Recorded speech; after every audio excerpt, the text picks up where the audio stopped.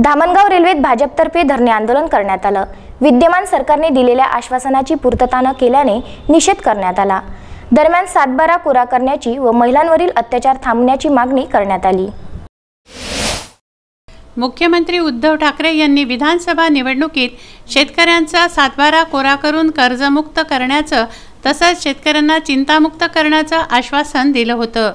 मुख्यमंत्री उद्धव ठाकरे यांनी शेतकऱ्यांची केवळ 2 लाखापासून फसवी कर्जमाफी केल्याचा आरोप भाजपाने केला। राज्यातील महिलांवर वाढत्या अत्याचाराच्या घटनांविरोधात तसंच 7/12 कोरा करण्याच्या पोकळ आश्वासनाविरोधात भाजपच्या वतीने राज्यभरात आंदोलन करण्यात येत आहेत। भाजप राज्यभरात 400 ठिकाणी धरणं आंदोलन करतंय। या पार्श्वभूमीवर अमरावती जिल्ह्यातही भाजपच्या वतीने तालुका स्तरावर धरणं आंदोलन करण्यात येतंय। अमरावती जिल्ह्यातील धामणगाव रेल्वे येथे भारतीय जनता पार्टी, भारतीय जनता युवा मोर्चा यांच्या वतीने धरणं आंदोलन करण्यात आलं। उद्धव ठाकरे सरकारने तात्काळ शेतकऱ्यांचा 7/12 कोरा करावा, महिला अत्याचाराच्या घटना थांबवाव्या आदी मागण्या करत ठाकरे सरकार विरोधात नारेबाजी केली। भारतीय जनता पार्टीचा शेतकरी कर्जमाफी झालीच पाहिजे, शेतकरी कर्जमाफी झालीच पाहिजे, 7/12 कोरा झालाच पाहिजे, 7/12 कोरा झालाच पाहिजे,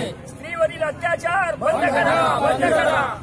ने आश्वासन दिले होते 7/12 कोरा करू आणि अपघातग्रस्त शेतकऱ्यांना आपण 25,000ची मदत करू, ते आजपर्यंत पूर्ण झालेली नाही।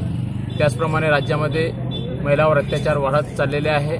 त्या अनुषंगाने कोणतीही कठोर भूमिका घेण्यात आलेली नाही आहे आणि असे अनेक प्रश्न जे उपस्थित झाले आहेत त्या अनुषंगाने भारतीय जनता पक्ष, महिला आघाडी यांनी आज हे धरणे आंदोलन आयोजित केलेले आहे। Chetan Kothari, Vidarbha news, Dhamangaon railway.